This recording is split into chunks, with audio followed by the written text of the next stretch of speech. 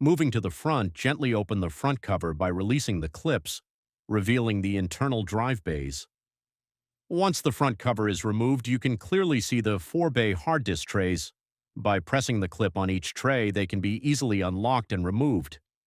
Now the internal chassis is fully visible, giving a clear view of the organized layout and accessible design for upgrades and maintenance. Our goal is to install new hard drives into the chassis unit of the QNAP TS-464. You can see the drive insertion slots inside the chassis. Start by removing all the hard drive trays from the unit. Since QNAP supports multiple RAID configurations for data protection, it's recommended to label each drive before installation, so in case of failure or migration, they can be reinserted in the correct sequence. Installing the hard drive into the tray is simple. Open the side clips of the plastic tray, place the drive properly, and lock it using the built-in holders.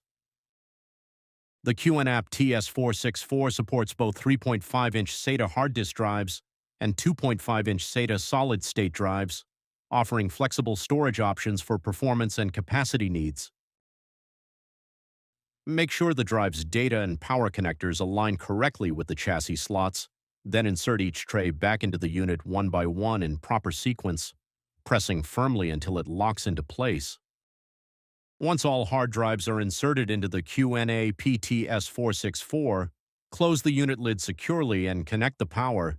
This completes the hard drive installation successfully. Thanks for watching. Like and subscribe for more technical videos.